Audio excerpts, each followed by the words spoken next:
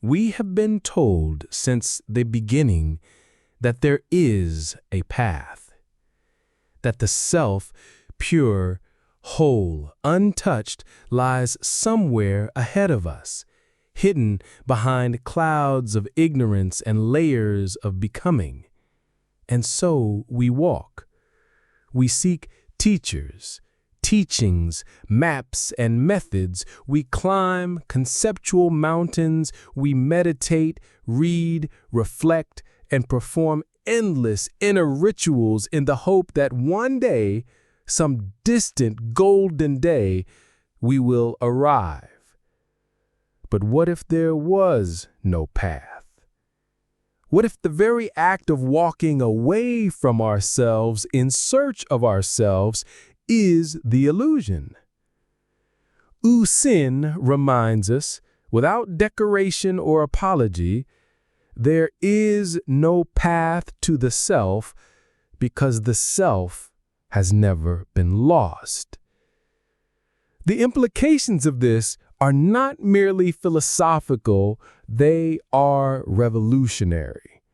Because if the self has never been lost, then all effort to find it is a movement away from it, not toward it, and what we call the spiritual path may be the most elaborate detour ever imagined. What if there was nothing to reach? What if all that is required is to stop? But this stopping is not stagnation. It is not laziness nor passivity. It is the highest form of intelligence, the capacity to see the mechanism of becoming for what it is and let it unravel. It is seeing that all seeking implies distance, and distance implies time, but the self is not in time. It was never born. It never began. It does not move or change. It is the stillness in which all movement occurs. It is the space behind the seeker, before the thought, beneath the breath.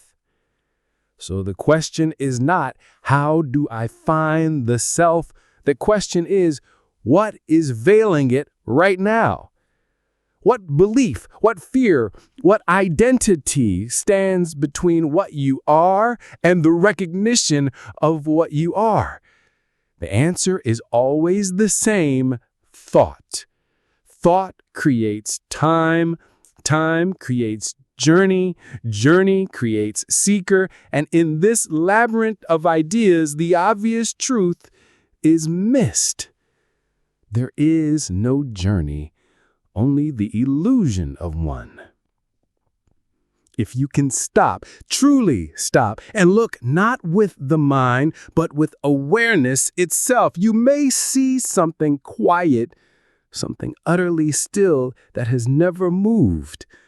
It does not announce itself. It does not scream to be known. It simply is. And the closer you come to it, the more you realize you are not coming closer. You were never far. It was always here, waiting behind the noise of becoming, like a mirror behind the dust. This is not a journey. This is a dismantling, a falling away of what never belonged to you. You don't arrive at the self. You notice you never left.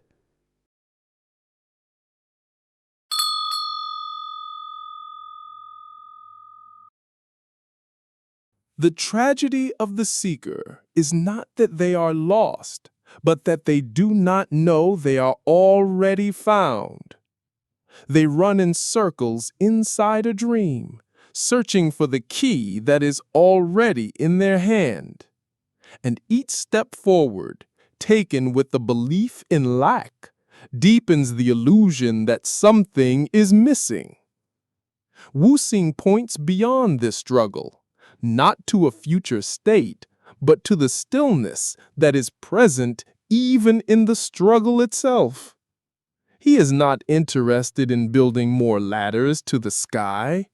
He asks us to question the very premise that there is something missing that must be climbed toward. What if that premise is false? What if it is the root of all suffering? Look closely. The moment we say, "I must awaken," we have already created a division, a future, a lack. And with it comes time, effort, frustration, comparison. The self is not reached through such mechanisms. It cannot be earned. It is not a reward given to the righteous, nor a prize for the disciplined.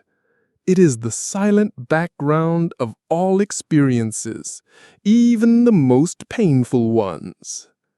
The child does not become the space in which it plays. The bird does not fly toward the sky. It is already in it. Likewise, the seeker does not need to move toward the self. The seeker only needs to stop assuming that they are something else. But how difficult it is to stop, not the body, but the engine of becoming that lives in the mind. We are addicted to progress, addicted to fixing, addicted to the belief that the next insight, the next practice, the next transformation will finally deliver us. This is the great illusion, that there is a next. Yet here, in this moment, beneath the noise of the mind, something is already present. And it is not waiting. It is not asking for improvement. It simply is. It watches without judgment. It feels without identification.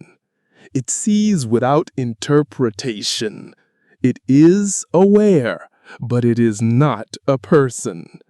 It is not your name, your history, your story.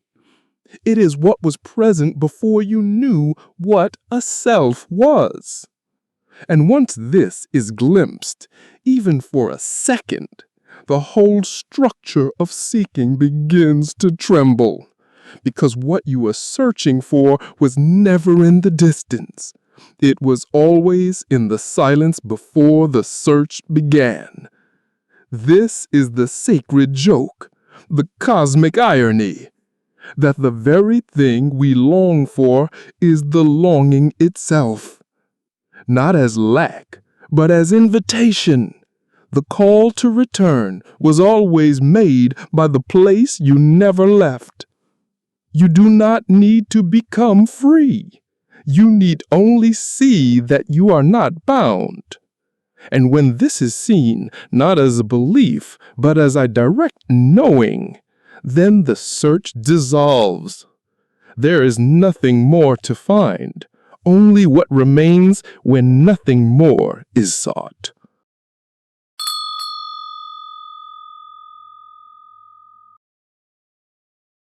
So much of human life is spent chasing shadows, trying to grasp something just beyond reach, naming it enlightenment, peace, awakening, union. But what Hsin so effortlessly points to is this. What you are looking for does not exist as an object, because it is the subject. It cannot be possessed, only recognized. It is not something you experience. It is that which allows all experience. And yet it is nothing exotic, nothing mystical. It is the most ordinary presence, so close that we miss it. Like trying to see your own eyes without a mirror, or hear your own voice without speaking. It is the witness behind the effort, the stillness beneath the waves, the being prior to thought. To be still is not to shut down. It is to no longer chase, to no longer entertain the idea that you are incomplete, because the very belief in incompleteness creates the world of suffering. And from that suffering arises the endless quest for fulfillment. But fulfillment is not found. It is remembered. It is returned to when we stop identifying with the one who needs to be fulfilled. The self is not some higher version of you. It is what remains when all versions of you are seen for what they are. Appearances, faces in the mirror of awareness, costumes worn by consciousness. The self does not evolve, does not change, does not gain. It simply is. Timeless, thoughtless, whole. And yet even this should not become another concept to cling to, another belief to replace the old ones. Because even the idea of the self is not the self, it is just another wave. You cannot define it. You cannot know it in the usual sense. You can only be it. And you are. Always were. The spiritual journey, then, is not linear. It is not even a journey. It is a remembering, a forgetting of all that was false, a falling into the simplicity of what has never left. The path does not lead to the self. It leads to the death of the seeker. When that falls away, when striving ends, when the question dissolves, what remains? This very moment, this awareness, not yours, mine, simply awareness. Not as a possession, but as reality itself. Undivided, unborn, unbound. There is no final realization, no finishing line, no crown for the one who understood. It is only the quiet knowing, without words, that the truth has never been elsewhere, and that all you're seeking, with all its pain and beauty, was just a dance of the self, pretending to be lost, just so we could feel the joy of being found. Nowhere to go, nothing to become. You are home. You always were.